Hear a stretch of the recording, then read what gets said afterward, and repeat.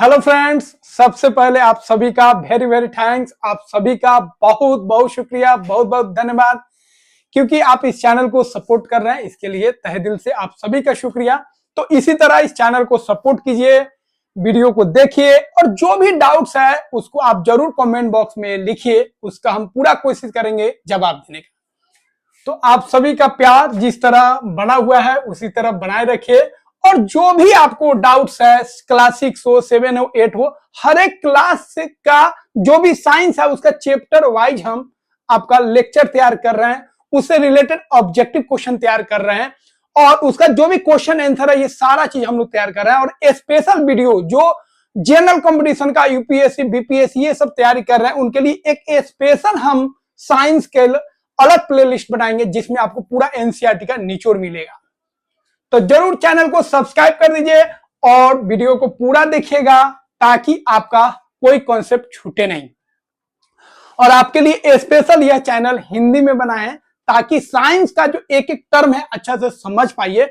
और सीबीएसई के जो बच्चे होते हैं, इंग्लिश मीडियम के जो स्टूडेंट्स होते हैं, उनका जो साइंस अच्छा होता है उस तरह आपका भी साइंस का लेवल अप हो सके, ये पूरा हम कोशिश करेंगे। जे सीबीएसई के जो बच्चे हैं इंग्लिश मीडियम के, उनका जितना साइंस स्ट्रांग होता है उतना साइंस आपका भी स्ट्रांग हो, क्योंकि जो इंग्लिश चैनल है और जो हिंदी चैनल है दोनों पे हम वीडियो सेम डाल रहे हैं, एक इंग्लिश में और एक हिंदी में। तो कोई यहाँ पे भेदभाव नहीं है, पूरा हम कोशिश कर रहे हैं जो जिस तरह इंग्लिश मीडियम का साइंस है उस तरह आपको हिंदी में वही कंटेंट आपको दिया जाए।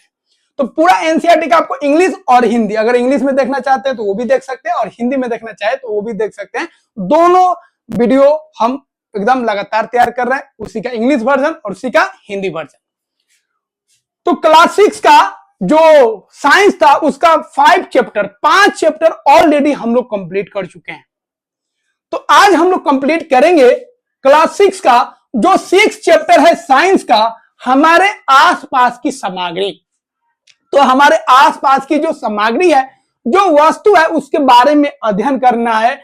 इसमें हम लोग चीजों को जानेंगे कि कौन चीज जो है नरम है, मुलायम है, कौन कठोर है, कौन पारदर्शी है, कौन अपारदर्शी है, ये सारे चीज को हम लोग यहाँ पे सीखेंगे। तो चलिए हम लोग इस चैप्टर को शुरुआत करते हैं। तो शुरुआत जो हम लोग करेंगे उसके लिए हम लोगों का जो थीम होगा जिसपे हम लोग चर्चा करेंगे, शुरुआत करेंगे कहानी का, वो कौन है? वो है आपका घुलन और सीता। ठीक है, तो स्कूल में ये बच्चे इंटर करते हैं, जाते हैं, प्रवेश करते हैं। कौन कौन? घुलन और सीता गर्मी की छुट्टियों के बाद स्कूल लौटकर बहुत उत्साहित है। लेकिन हम लोग उत्साहित नहीं रहते थे।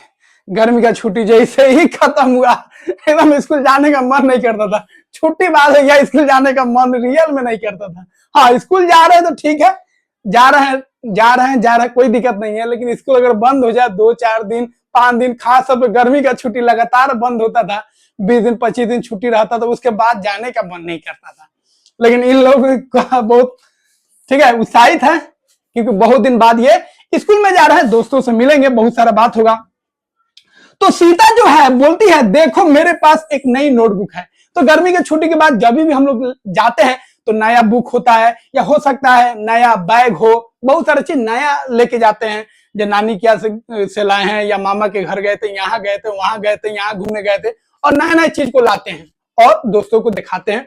उसी तरह सीता जो है बोलती है, मेरे पास एक नया नोटबुक है। ठीक है, नोटबुक समझते हैं ना, कॉपी जिसमें लोग लिखते हैं। घुलन बोलता है, मेरे पास भी एक नोटबुक और पेन है। ठीक है, घुलन क्या बोलती है? मेरे पास भी एक नोटबुक है और एक क्या है? पेन है। कुछ ही देर में विज्ञान की शिक्षिका विद्या मैडम कक्षा में आती है और छात्रों से बातचीत करती है। विद्या मैडम आती है और साइंस का जो कक्षा है, क्लास है, वो स्टार्ट हो जाता है।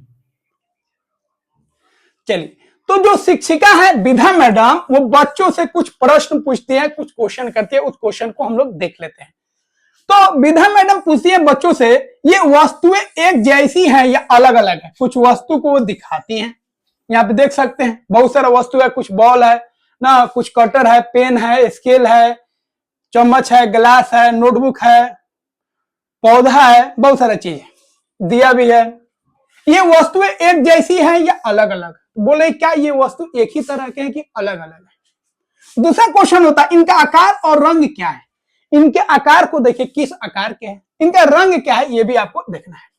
छूने पर ये कैसी महसूस होती है, ये मुलायम है, सख्त है कि चिकनी है। फिर बोलती हैं ये हल्की है कि भारी है। इस तरह के प्रश्न जो है बच्चों के दिमाग में डालती है ताकि बच्चे सोचे इसमें कौन हल्का है, कौन भारी है, कौन मुलायम है और कौन क्या है कठोर है, किसका रंग क्या है, किसका आकार क्या है। इस तरह का प्रश्न उनके दिमाग में डालती है सोचने के लिए। चलिए, तो चैप्टर जो है, चैप्टर का नाम ही है हमारे आसपास की सामग्री। हम लोग वस्तु पढ़े थे, लेकिन यहां पे हम लोग को क्या पढ़ना है, सामग्री। सामग्री होता क्या है, देखिए वस्तु हम लोग समझते हैं, हमारे आसपास जितना भी चीज हम लोग देख रहे हैं सब वस्तु है। ये क्या है, वस्तु है। तो वस्तु जो बनता है वो सामग्री से बनता है। किससे बनता है, सामग्री से। जैसे पेन जो है, पेन वस्तु हो गया। वो पेन किस चीज से बना है, उसमें एक ढक्कन है, एक कैप है और एक बॉडी है, एक लिखने वाला है, उसमें धातु भी है। तो जिस चीज से कोई चीज बनता है उसको सामग्री बोलते हैं। क्या बोलते हैं, सामग्री। रोटी क्या हो गया, वस्तु हो गया। लेकिन वस्तु जो है, जैसे रोटी हो गया, उसको बनाने में बहुत सारा चीज लगा है, उसमें आटा लगा है, पानी लगा है। तो आटा और पानी जो है ये क्या होगा, सामग्री हो गया। तो वस्तु को बनाने में जो चीज लगता है उस चीज को हम लोग क्या बोलते हैं, सामग्री बोलते हैं। तो किसी भी वस्तु को अगर आप ध्यान से देखिएगा तो उसमें बनाने में बहुत सारा चीज लगता है। इस बोर्ड को बनाने में बहुत सारा चीज लगा है, मोबाइल को बनाने में बहुत सारा चीज लगा है। तो मोबाइल बनाने में जो भी चीज लगा है वो सामग्री हो गया। केक बनाने में बहुत सारा चीज लगता है, केक बनाने में क्या लगता है, उसमें मैदा लगेगा, उसमें घी लगेगा, चीनी लगेगा। तो ये सारा चीज क्या हो जाएगा, सामग्री हो जाएगा। तो वह पदार्थ जिससे कोई वस्तु बनाई जाती है उसको क्या बोलेंगे, सामग्री बोलेंगे। क्या बोलेंगे, सामग्री। तो कोई भी वस्तु जो है उसको बनाने में जो चीज लगेगा उसको सामग्री बोलेंगे। सभी वस्तुएं किसी न किसी सामग्री से बनी होती है। जो भी वस्तु आप ले लीजिए वह किसी न किसी सामग्री से बना है। किसी में 2 सामग्री हो सकता है या किसी में 2 से अधिक सामग्री लग सकता है। अगर बोलेंगे खीर बनाने में कौन कौन सामग्री लगेगा, खीर बनाने में भी चावल लगता है, दूध लगता है, चीनी लगता है, गैस लगता है। तो ये सब क्या हो गया, सामग्री हो गया। तो किसी भी चीज को बनाने के लिए बहुत सारा सामग्री उसमें लगता है। ठीक है, सामग्री समझ गए। अब हम अपने आसपास की वस्तुओं को देखते हैं और उनमें देखते हैं क्या क्या उसमें सामग्री लगा है। नोटबुक जिस पे हम लोग लिखते हैं उसको बनाने में एक तो कागज लगता है, दूसरा जो है कार्बन लगता है जिस पे लिखा हुआ रहता है, लाइन जो खींचा रहता है वो कार्बन होता है। तो कागज तो लगेगा ही नोटबुक बनाने में, दूसरा कार्बन लगता है। पेन को बनाने में देखिए प्लास्टिक लगता है, ठीक है, धातु भी लगता है, जो निब होता है किसका होता है, धातु का होता है। और क्या लगता है, स्याही लगता है, उसी से तो लिखते हैं हम लोग। चम्मच को बनाने में देखिए स्टील या एल्युमिनियम लगता है। पानी का जो बोतल होता है उसको बनाने में प्लास्टिक लगता है। तो पानी का जो बोतल है उसका सामग्री क्या हो जाएगा, प्लास्टिक हो जाएगा। तो सामग्री से ही किसी वस्तु का निर्माण होता है। किसी वस्तु में हो सकता है एक ही सामग्री हो, जैसे प्लास्टिक में है, प्लास्टिक से क्या बना, पानी का बोतल बना, तो इसका सामग्री एक है। किसी वस्तु में हो सकता है 2, किसी वस्तु में 3 सामग्री हो सकता है, या किसी वस्तु में 1 से अधिक सामग्री का इस्तेमाल हो सकता है। कांच की खिड़की का बात करेंगे, ठीक है, तो इसको बनाने में कांच लगता है, धातु लगता है, फिर पेंट लगता है, बहुत सारा चीज लगता है। शर्ट को बनाने में सूती कपड़ा लगता है, फिर बटन लगता है, फिर उसमें धागा लगता है, बहुत सारा चीज लगता है। तो इस तरह यहाँ पे हम लोग देख रहे हैं किसी वस्तु को बनाने के लिए बहुत सारे सामग्री का हम लोग इस्तेमाल कर रहे हैं। तो सामग्री जो है आपका, सामग्री से ही किसी वस्तु का निर्माण होता है। तो कोई भी वस्तु जो है वो सामग्री से ही मिलकर बनता है। तो हमारे आसपास की अधिकांश वस्तुएं जो है विभिन्न प्रकार की सामग्रियों से बना होता है, इसमें कोई शक नहीं। अब हम लोग पढ़ेंगे सामग्रियों को समूह में कैसे बांटे, मतलब वर्गीकरण क्या होता है, इसको हम लोग जानेंगे। तो फ्रेंड्स, हर एक लेक्चर को बनाने में काफी समय लगता है और इस कंटेंट को, इस पीडीएफ नोट्स को बनाने में काफी समय लगता है। 3 से 4 दिन लग जाता है हम इसको तैयार करने में, ठीक है। तो डेली हमको वर्क करना पड़ता है तब जाके ये तैयार होता है। इसीलिए 2 दिन पर हम कोशिश करते हैं कि आपके लिए एक अच्छा कॉन्सेप्ट वाला वीडियो हम ला दे। और यह चैनल स्पेशल आपका चैनल है, क्योंकि हिंदी में साइंस का आप जानते ही हैं, हिंदी में साइंस का अच्छा चैनल है नहीं। तो पूरा हम कोशिश करते हैं इंग्लिश मीडियम को जिस तरह हम पढ़ा रहे हैं उस तरह आपको भी पूरा अच्छा कंटेंट दे एनसीईआरटी का, ताकि आपका पूरा अच्छा से एनसीईआरटी कवर हो जाए। और एनसीईआरटी जिसका क्लियर हो गया उसका पूरे वर्ल्ड में, पूरे इंडिया में कोई उसको मात नहीं दे सकता, याद रखिएगा। इसीलिए हर एक कॉन्सेप्ट को हम क्लियर कर रहे हैं, और जब रिवीजन स्टार्ट करेंगे तो आपको 10 से 15 मिनट में एक एक चैप्टर को हम कंप्लीट करेंगे। इसीलिए इस चैनल को आप सब्सक्राइब कीजिए, और सब्सक्राइब करने के साथ साथ समझ लीजिए यह चैनल आपका है और आपका जिम्मेदारी है इसको शेयर करना, ताकि और भी स्टूडेंट जुड़ सके। जितना स्टूडेंट जुड़ेगा भैया उतना हमारा जिम्मेदारी बढ़ जाएगा, और आपके लिए बेस्ट से बेस्ट कॉन्सेप्ट दिलाएंगे, और हर एक संडे को लाइव आएंगे और आपका जो भी डाउट्स होगा उस डाउट्स को भी क्लियर करेंगे। तो अब सामग्रियों का हम लोग समूह बना के उसका वर्गीकरण करेंगे। तो देखिए वर्गीकरण का मतलब क्या होता है, समूह बनाना। तो वस्तु को अगर हम समूह बनाते हैं, अलग अलग समूह में बांटते हैं, तो उसी को क्या बोलते हैं, वर्गीकरण। लेकिन जब वस्तुओं को आप समूह बनाते हैं, उसका वर्गीकरण करते हैं, तो कुछ ना कुछ आधार होगा।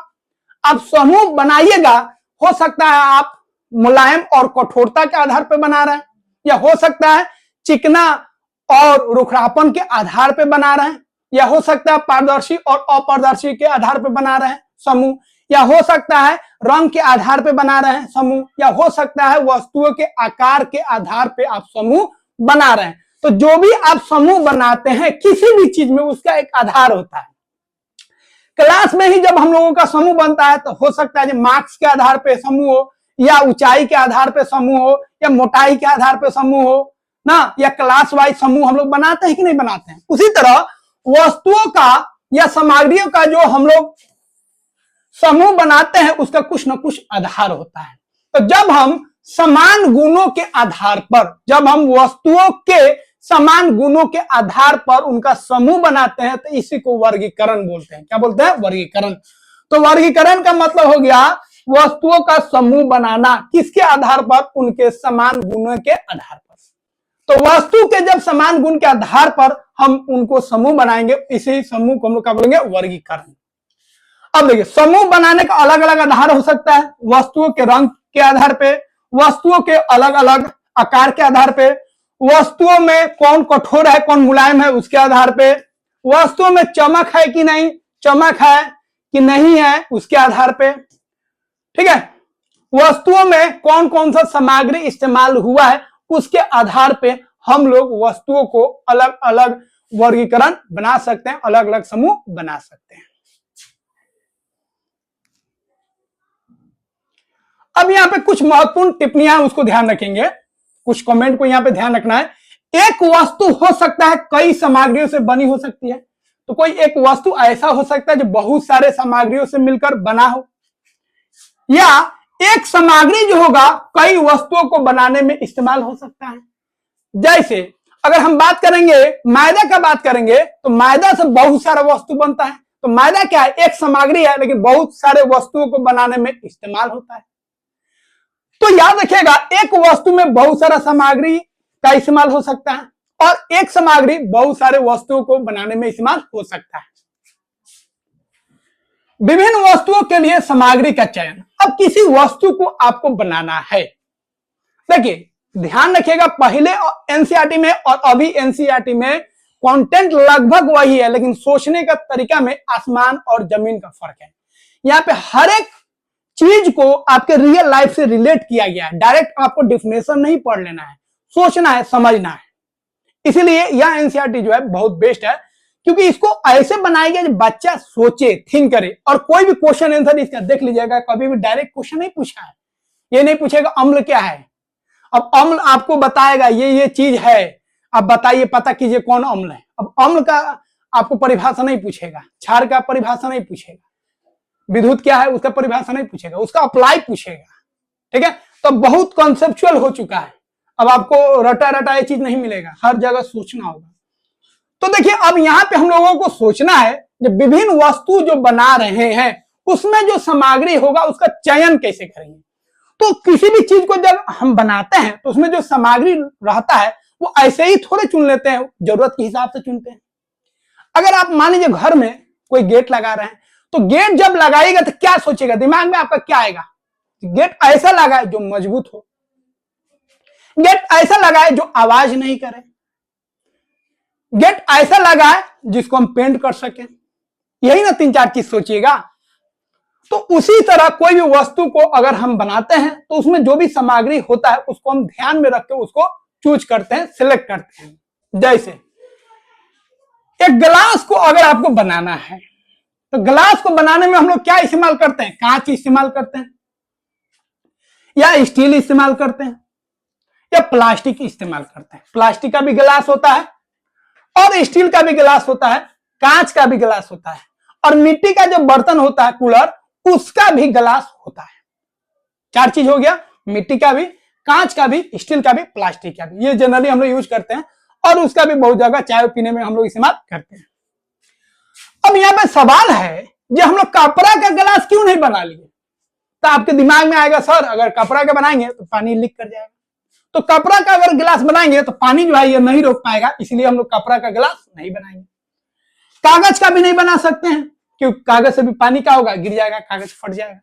तो यहाँ पे जो गिलास में जो भी हम लोग सामग्री का यूज किए हैं उसको ध्यान में रखें जो इसे पानी पास नहीं करेगा। इसका मतलब कांच से पानी पास नहीं करेगा, स्टील से भी पानी पास नहीं करेगा, प्लास्टिक से भी पानी पास नहीं करेगा।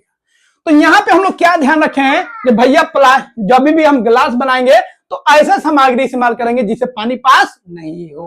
तो ये तीनों का हम लोग इस्तेमाल कर सकते हैं। उसी तरह खाना पकाने के लिए जो बर्तन का हम लोग इस्तेमाल करते हैं, अल्युमिनियम का होता है, स्टील का होता है, लोहा का होता है, लेकिन क्या हम कागज का इस्तेमाल कर सकते हैं? नहीं कर सकते। खाना कैसे पकेगा? बाकी और चीज का इस्तेमाल कर सकते हैं? नहीं कर सकते हैं। तो 3 ही चीज का इस्तेमाल कर रहे हैं। लोहा का होता है खाना पकाने वाला, यही। अब हम लोग स्टील का यूज कर रहे हैं। कोई कोई बर्तन जो होता है, कुकर, ये सब देखिएगा अल्युमिनियम का भी होता है। बाकी चीज का हम लोग इस्तेमाल नहीं कर रहे हैं क्योंकि ये सूटेबल है। बाकी पॉइजनस हो सकता है खाना बनाने पर, या ज्यादा वो गर्म हो सकता है, लाल हो सकता है। तो इसीलिए वहां पे देखना ऐसा चीज हो जो गर्म हो सके, इतना गर्म नहीं हो जाए जो लाले हो जाए। तो उसके हिसाब से खाना पकाने वाला हम लोग बर्तन का इस्तेमाल करते हैं। तो कपड़े से बने गिलास का उपयोग हम लोग जल रखने के लिए नहीं कर सकते हैं, क्योंकि कपड़ा से पानी क्या होगा, लीक कर जाएगा, और कपड़ा को छोड़ेंगे तभी पानी गिर जाएगा। लेकिन वही स्टील का हो, प्लास्टिक का हो ना, इसमें क्या होगा, वो सही आकार में रहेगा, पानी को रखे रहेगा। अब यहाँ पे सोचने के लिए बहुत सारा प्रश्न है, जैसे गिलास, कपड़े या कागज से क्यों नहीं बनाया जा सकता है, आपको बता दिए। कौन सी सामग्री पानी रोक सकती है, ये भी बता दिए। क्या खाना पकाने के सभी बर्तनों में एक ही सामग्री उपयोग की जा सकती है? तो खाना आप पका रहे हैं, क्या एक ही तरह का सामग्री उसके बर्तन में है? नहीं। अगर आप कढ़ाई को देखिएगा, कुकर को देखिएगा, तो उसमें जो है एक तो आपका अल्युमिनियम का है या स्टील का हो सकता है कुकर, उसको जो हैंडल पकड़ते हैं वो प्लास्टिक का है, तो प्लास्टिक अलग सामग्री हो गया, और जो अल्युमिनियम है या स्टील है वो अलग सामग्री हो गया। तो अलग अलग बर्तनों में आप देखिएगा अलग अलग चीज का भी हम लोग इस्तेमाल करते हैं। खासतौर पर हम लोग बर्तन बनाने में स्टील का या अल्युमिनियम का या लोहा का हम लोग इस्तेमाल करते हैं, और उसमें प्लास्टिक भी होता है ताकि उसको पकड़ने में हम लोगों को क्या हो, आसानी हो। अब कुछ मुख्य विचार है उसको देख लेते हैं। तो सामग्री का जो चयन है, जो सामग्री हम लोग इस्तेमाल कर रहे हैं किसी वस्तु को बनाने के लिए, उसका चयन हम लोग कैसे कर रहे हैं? ऐसे ही कर ले रहे हैं? नहीं, जरूरत को समझते हुए, उसमें क्या चीज की जरूरत है और उससे क्या होगा उसको देखते हुए हम लोग सामग्री का इस्तेमाल कर रहे हैं। तो सामग्री इस्तेमाल करते समय हम देख रहे हैं कठोर है कि मुलायम है, जल रोधक है कि नहीं है, ताप सहनशीलता है कि नहीं है, ताप को झेल पाता है कि नहीं झेल पाता है, गर्म करने पर टूट तो नहीं जाता है। जैसे वस्तुओं के उपयोग पर हम लोग देख सकते हैं, पेन में जो उसका शरीर होता है, बॉडी होता है, वो प्लास्टिक का होता है। जो क्लिप होता है जिसे लिखते हैं वो धातु का होता है, और लिखने का जो माध्यम होता है जिससे हम लोग लिख पाते हैं वो स्याही होता है। अब कुछ गतिविधि करके हम लोग देखते हैं, अगर एक ही चीज हो लेकिन अलग अलग केस में उसमें सामग्री हम लोगों को बदलना पड़ता है, वस्तु अलग अलग गुण को दिखाता है। जैसे ये तीनों को देखिए अगर ध्यान से, तो तीनों बॉल ही है। तीनों क्या है, बॉल, मतलब वस्तु सेम है, ये भी बॉल है, ये भी बॉल है, ये भी बॉल है, लेकिन तीनों में सामग्री अलग अलग है। इसमें सामग्री कुछ और है, इसमें सामग्री कुछ और है, और इसमें सामग्री कुछ और है। तो सामग्री बदलेगा तो तीनों का बॉल जो होगा उसके गुण में भी बदलाव होगा। इस बॉल का अलग गुण है, इस बॉल का अलग गुण है, इस बॉल का अलग गुण है। तो वस्तु सेम ही है, लेकिन अगर सामग्री हम अलग अलग इस्तेमाल कर रहे हैं तो उसका गुण भी बदलेगा। जैसे मोबाइल जो है, मोबाइल में जो सामग्री है क्या है, अलग अलग मोबाइल में अलग अलग सामग्री है तो मोबाइल है लेकिन अलग सामग्री है। किसी में मेमोरी ज्यादा है, किसी में कैमरा अच्छा है, किसी में बोल सकते हैं जल्दी हैंग नहीं करता है, अच्छा लाइफ है, लंबा लाइफ है। तो उस तरह अलग अलग चीजों पर बात कर सकते हैं। आपका सामग्री अलग अलग है, वस्तु क्या है, मोबाइल है। उसी तरह यहाँ पे वस्तु क्या है भैया, बॉल है, लेकिन सामग्री अलग अलग हम इस्तेमाल किए हैं तो तीनों का जो गुण होगा वो अलग अलग होगा। जैसे एक बॉल हमारे पास क्या है, टेनिस का गेंद है जिससे हम लोग खेलते हैं, ड्यूज का भी है, ड्यूज से भी बहुत लोग खेलते हैं और इंटरनेशनल में ड्यूज से ही होता है, क्रिकेट की गेंद हो गया। और एक हो गया आपका हस्त व्यायाम, जिसका हस्त व्यायाम मतलब जो हाथ से हम लोग क्या करते हैं, एक्सरसाइज में यूज करते हैं, या छोटे बच्चे जो होते हैं घर और के, उनको इस बॉल को दे दिया जाता है, भैया जितना खेलना है खेल, कहीं फेंकना है फेंक दे, किसी के ऊपर फेंकना है फेंक दे, इसे चोट वोट नहीं लगता है। तो ये बहुत सॉफ्ट हो गया, ये थोड़ा सा हार्ड हो गया और उससे भी क्या हो गया, हार्ड हो गया। तो यहां पे अगर तीनों को एक ही ऊंचाई से अगर गिराते हैं तो सबसे अधिक कौन कूदकेगा, सबसे अधिक ये कूदकेगा, उसके बाद ये कूदकेगा और सबसे कम ये कूदकेगा। कठोरता के आधार पर भी अगर हम देखें तो ये सबसे अधिक कठोर है, उससे कम ये कठोर है और सबसे कम कठोर ये है, ये मुलायम हो जाएगा। तो टेनिस बॉल जो है अधिक कूदकेगा, क्रिकेट बॉल जो है ड्यूज वाला वो थोड़ा सा कम कूदकेगा, और जो क्रिकेट जो हस्त व्यायाम या हैंड एक्सरसाइज बॉल है, ठीक है, वो बहुत कम कूदकेगा। तो इस तरह हम वस्तु को देख लिए, एक ज्यादा कठोर है, एक कम कठोर है और एक मुलायम है, एक ज्यादा कूद रहा है मतलब ज्यादा उछल रहा है, एक कम उछल रहा है और एकदम एक और कम उछल रहा है। तो इस तरह हम लोग पता कर सकते हैं। वास्तविक जीवन का उदाहरण ले लीजिए, जैसे रसोई में देख लीजिए, एक जैसे बर्तन एक साथ रखे जाते हैं, तो यहां पे वर्गीकरण किए, यहां पे क्या किया, वर्गीकरण। तो किचन में देख लीजिए, या दवाई के दुकान में देख लीजिए, या लाइब्रेरी में देख लीजिए, वहां पे चीजों को, वस्तुओं को एक क्रम में रखा गया है, वर्गीकृत किया गया है। जैसे बुखार का दवा एक जगह होगा, टीबी का दवा एक जगह होगा, सर्दी खांसी का दवा एक जगह होगा, टाइफाइड का दवा एक जगह होगा, कफ सिरप एक जगह होगा। तो दवा के जो दुकान होता है उसमें अलग अलग दवा को, जिसका जो दवा होता है उसको एक कैटेगरी में, एक डब्बा में रखा जाता है। उसी तरह किचन में आप देखिएगा तो मसाला को भी लाइन से रखा जाता है, एक और मसाला रहता है, एक और चावल रहता है, एक और दाल रहता है, ताकि लेने में हम लोगों को क्या हो जाए, आसानी हो जाए। इस तरह इधर उधर कर देंगे, किसी को भेज देंगे किचन में चल जाओ खाना पका लो, नहीं बन पाएगा। लेकिन सिस्टमेटिक उसमें रख दिया गया, एक और मसाला है, लिखा हुआ है, इधर मसाला है, इधर गर्म मसाला है, इधर ठंडा मसाला है, इधर बर्तन है, इधर दाल है, इधर चावल है। तो कोई भी जाएगा तो पढ़ लेगा और देख लेगा, इस्तेमाल कर लेगा। लेकिन उसी को इधर उधर रख दे, उसको वर्गीकृत नहीं करे, समूह नहीं बना के रखे तो दिक्कत हो जाएगा।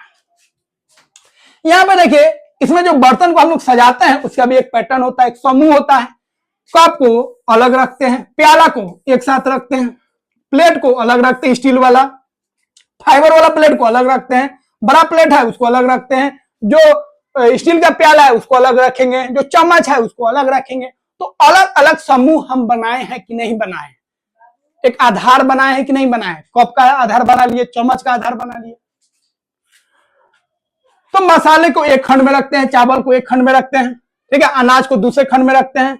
तो इस तरीके से हम वस्तुओं को भी अपने लाइफ में, अपने घर में, अपने आसपास वस्तुओं को आप देख सकते हैं कैसे उनको वर्गीकृत किया जाता है, कैसे उनको एक समूह बनाया जाता है किसी न किसी आधार पे।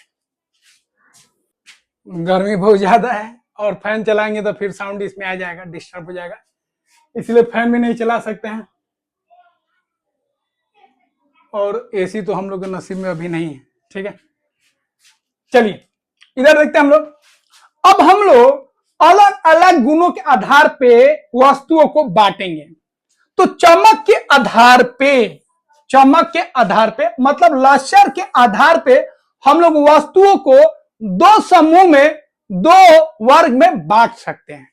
एक होगा आपका चमकीला, जिसको हम लोग बोलेंगे धुतिमय, याद रखिएगा, धुतिमय सामग्री या धुतिमय पदार्थ या धुतिमय वस्तु, जो बोल लीजिए। एक होगा आपका धुतिमय सामग्री और एक होगा आपका धुतिहीन सामग्री, याद रखिएगा। एक होगा आपका धुतिमय सामग्री और एक होगा आपका धुतिहीन सामग्री। तो दोनों को समझ लीजिए क्या होता है। इस शब्द को थोड़ा नया शब्द है, इसीलिए ध्यान रखिएगा, ठीक है। तो एक होगा चमकीला और एक होगा आपका चमकहीन, जिसमें चमक नहीं हो, ठीक है। हाँ, तो देखिए धुतिमय सामग्री, ऐसा सामग्री जिसमें चमक हो, मतलब उस पर लाइट पड़े तो वो चमके, वैसे सामग्री को, वैसे वस्तुओं को, वैसे पदार्थ को हम लोग बोलेंगे धुतिमय। क्या बोलेंगे? धुतिमय।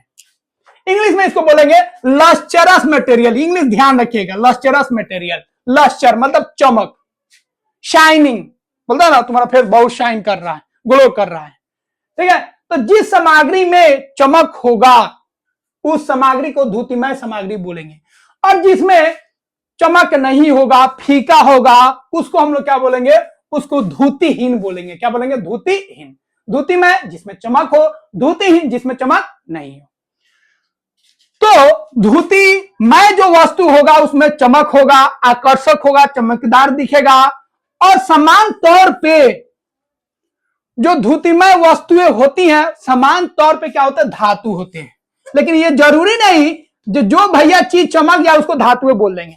तो धातु क्या होते हैं? धातु धुतिमय होते हैं, उनमें चमक होती है, याद रखिएगा। तो ये कॉपर हो गया, सिल्वर हो गया, मतलब चांदी हो गया, तांबा हो गया, लोहा हो गया, सोना हो गया, गोल्ड हो गया, ये सब जो आप देख रहे हैं ये सब धातु है और इनमें चमक है। तो धातु में चमक होता है, धातु धुतिमय होते हैं।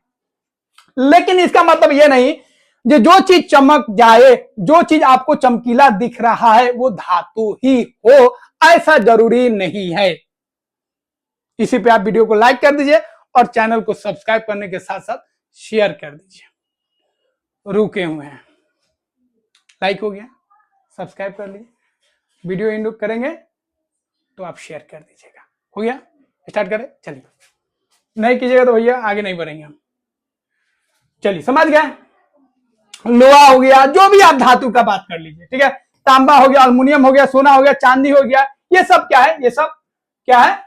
समझ गए? ये सब चमकीला पदार्थ है, धुतिमय सामग्री है। इनका इस्तेमाल अलग जगह पर करते हैं, आभूषण में, बर्तन में, सिक्का बनाने में, सजावट के कामों में हम लोग धुतिमय पदार्थों का इस्तेमाल करते हैं।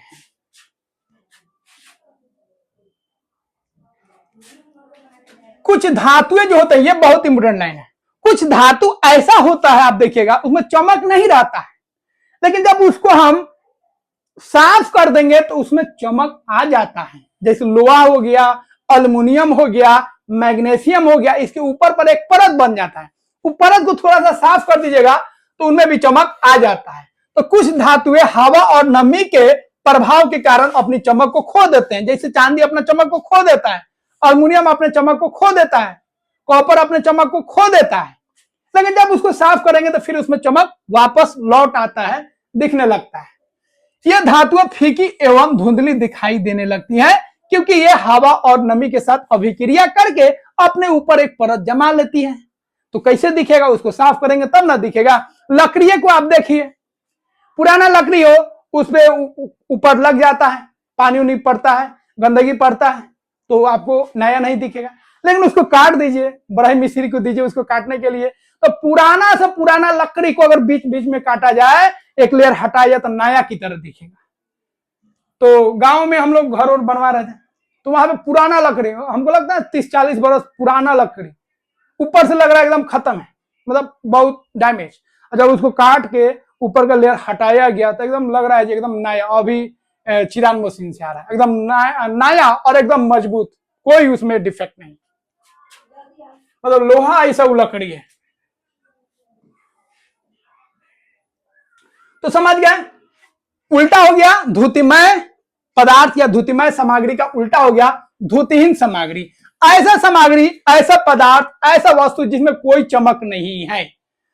तो जिसमें कोई चमक नहीं है, जो चमकदार नहीं है, वैसे वस्तु को हम लोग क्या बोलेंगे, धुतिहीन सामग्री बोलेंगे ना। चेहरा और चमकाने के लिए हम लोग कितना लेप लगाते हैं, हम नहीं लगाते हैं भाई। तो धुतिहीन सामग्री समझ गए, जिसमें चमक नहीं हो। ठीक है, जैसे बहुत सारे वस्तु आप देख सकते हैं जिसमें चमक नहीं होता है, कागज हो गया, लकड़ी हो गया, रबर हो गया, जूट हो गया ना, चमक नहीं होता। बहुत सारे कपड़ों में चमक होता है, बहुत सारे कपड़ों में चमक नहीं होता है। ठीक है, कीचड़ हो गया, चमक नहीं होता है, रबर हो गया, चमक नहीं होता है, कार्डबोर्ड हो गया, इसमें चमक नहीं होता है। तो ऐसे वस्तु को हम लोग बोलेंगे, क्या बोलेंगे, धुतिहीन सामग्री बोलेंगे या धुतिहीन वस्तु बोलेंगे। अगर हम बात करें धातु और अधातु, तो धातु क्या होगा, चमकदार होगा, वो धुतिमय होगा, जबकि अधातु जो है, नॉन मेटल जो है, क्या होगा, वह धुतिहीन होगा, उसमें कोई चमक नहीं होगा। तो मेटल और नॉन मेटल याद रखिएगा, मेटल धातु धुतिमय होता है और नॉन मेटल अधातु क्या होता है, धुतिहीन होता है। चलिए अब कुछ महत्वपूर्ण बात को हम लोग जान लेते हैं। एक पुरानी कहावत है जो आज भी सच है, हर चमकती हुई वस्तु जो है सोना नहीं होती है ना। हर चमकने वाले चीज के पीछे हम लोग भागते हैं, जब तक मतलब जो लड़की जितना पॉलिश लगा ले उतना अच्छा फोटो आता है। मोबाइल का फिल्टर अलग, फेस का लेप अलग, लुभाने का काम। तो हर चमकने वाला चीज जो है भैया वो सोना नहीं होता है। इसीलिए किसी का चेहरा ज्यादा चमक रहा है, तो हो सकता है उसमें फिल्टर का यूज हो, या हो सकता है पूरा लेप लगाया गया हो, ओरिजिनल फेस कुछ और हो सकता है ना। इसीलिए बहकना नहीं है। चलिए, सभी चमकदार सामग्री धातु नहीं होती है। कोई वस्तु अगर चमक रहा है तो जरूरी नहीं जो वो धातु ही हो, इस कहावत को ध्यान रखिएगा। कुछ वस्तुओं की सतहों को पॉलिश करके चमकदार बनाया जा सकता है, जैसे हम लोग फेस पर पॉलिश वॉलिश लगा के चमकदार बना लेते हैं, मोबाइल का यूज करके फेस को चमकदार दिखाते हैं। तो उसी तरह वस्तु के ऊपर कुछ लेप लगा के भी हम लोग उसको चमकदार बना सकते हैं। कुछ अन्य वस्तुओं की सतहों पर प्लास्टिक लगा के, मोम लगा के, या लकड़ी जैसे पदार्थ लगा के, या पेंट करके, या चमकीला कोई चीज लगा के उसको हम लोग चमकदार बना देते हैं। ठीक है, चलिए अब हम लोग वस्तुओं को एक अलग गुण के आधार पर बांटेंगे, जो कौन वस्तु कठोर है और कौन वस्तु क्या है, मुलायम है। तो इसके आधार पर वस्तुओं को आप देख सकते हैं, ऐसा वस्तु या ऐसा पदार्थ जिसको हम दबा नहीं सकते हैं, जिसको हम खरोच नहीं सकते हैं, वैसे वस्तु को हम लोग बोलेंगे, क्या बोलेंगे, कठोर पदार्थ। और ऐसा वस्तु जिसको हम लोग दबा सकते हैं, जिसको खरोचा जा सकता है, जिसको दबाया जा सकता है, उसको हम लोग नर्म पदार्थ या मुलायम पदार्थ बोलते हैं। ठीक है, तो एक हो गया आपका सॉफ्ट और एक हो गया आपका हार्ड। कठोर पदार्थ या कठोर सामग्री बोल सकते हैं। तो जो पदार्थ को हम दाब सकते हैं वो क्या हो जाएगा, मुलायम पदार्थ हो जाएगा। और जिसको हम नहीं दाब सकते हैं, जो दबाया नहीं जा सकता है, वैसे पदार्थ को हम क्या बोलते हैं, उनको हम लोग कठोर बोलते हैं। और जो दब जाए उसको क्या बोलेंगे, मुलायम बोलेंगे। जैसे टीचर्स लोग में या आदमी में भी जो बात सुन लेता है, बोलते हैं भैया बहुत सॉफ्ट आदमी है, और जो बात उतना ही सुनता है, एकदम जो कह दिया से कह दिया, किसी बात पे डांट दिया, मार पीट दिया, अगर टीचर है किसी बच्चों को, तो हम क्या बोलेंगे, बहुत कठोर आदमी है। ठीक है, हम टीचिंग में इन दोनों के बीच में है, न ज्यादा सॉफ्ट है न ज्यादा हार्ड है। ठीक है, चलिए फ्लेक्सिबल है, सिचुएशन के हिसाब से हम अपना काम कर लेते हैं। चलिए अब देखिए, कठोरता एक सापेक्ष गुण है। मतलब आप ये नहीं कह सकते हैं ये कठोर है तो कठोर ही है, नहीं। किसी भी दो वस्तु को आप रख के बोल सकते हैं एक कठोर है और एक मुलायम है। तीसरा चीज ऐसा आ सकता है जिसके सामने एक कठोर होगा लेकिन दूसरे के सामने वो मुलायम हो जाएगा। जैसे लंबाई में आप नहीं कह सकते ये आदमी लंबा है, उसे लंबा ले आइए तो उसके सामने क्या हो जाएगा, छोटा हो जाएगा। और उसे छोटा लाइए तो उसके सामने क्या हो जाएगा, लंबा हो जाएगा। तो तीन आदमी को लाते हैं, मान लीजिए ए, बी और सी। ठीक है, इसका हाइट इतना है, इसका हाइट इतना है, तो ये क्या होगा, इसका अगर हम बात करेंगे, इसके सामने क्या है, लंबा है, ए बी के सामने लंबा है, लेकिन सी के सामने क्या है, छोटा है। तो ये तुलनात्मक गुण है, कौन हार्ड है और कौन सॉफ्ट है, कौन कठोर है और कौन मुलायम है। जैसे रबर जो है स्पंज से अधिक कठोर है, रबर थोड़ा सा कठोर है किसके मामले में, स्पंज के मामले में। लेकिन अगर लोहा को लाए, लोहा से क्या है, कम कठोर है। तो रबर जो है अधिक कठोर है किससे, स्पंज से, लेकिन कम कठोर है किससे, लोहा से। तो ये तुलनात्मक गुण है। ठीक है, तो यानी रबर लोहे की तुलना में नरम है। कठोर सामग्री समझ गए, आपको बता दिए, जिसको आसानी से नहीं दाब सकते हैं, जिसको खरोच नहीं सकते हैं, या अपने आकार को बनाए रहता है। लेकिन मुलायम जो पदार्थ है वो अपने आकार को तो बनाए नहीं रहेगा, दाबिएगा दब जाएगा, आकार बदल जाएगा। तो मुलायम पदार्थ का आकार बदल जाता है दाबने पे, लेकिन कठोर पदार्थ का जो आकार है वो दबाने पर नहीं बदलता है। लोहा हो गया, पत्थर को दबा दीजिए, ईटा को दबा दीजिए, कांच को दबा दीजिए, दबेगा? नहीं दबेगा। ठीक है, मुलायम सामग्री बता दी, आसानी से दबा जा सकता है, दाबने पर क्या होगा, इसका आकार बदल जाएगा। कॉटन हो गया, रबर हो गया, फोम हो गया, इरेजर हो गया, ये सब क्या है, मुलायम पदार्थ है। ठीक है, रबर को देख लीजिए, फोम से कम कठोर है, फोम क्या होता है, वो भी मुलायम है, लेकिन फोम और रबर में मुलायम कौन है, रबर ज्यादा मुलायम है, लेकिन लोहा से क्या है, कम मुलायम है। तो कोई हो सकता है किसी से मुलायम, किसी की तुलना में मुलायम हो, लेकिन दूसरे की तुलना में मुलायम नहीं हो। कोई चीज हो सकता है किसी दूसरे की तुलना में कठोर हो, लेकिन तीसरे की तुलना में वो कठोर नहीं हो, उसे कम कठोर हो। बाकी का हम लोग सेकेंड पार्ट में कंप्लीट करेंगे, इतना को आप कवर कर लीजिए, फिर अगले पार्ट में इसको हम पूरा करा देंगे।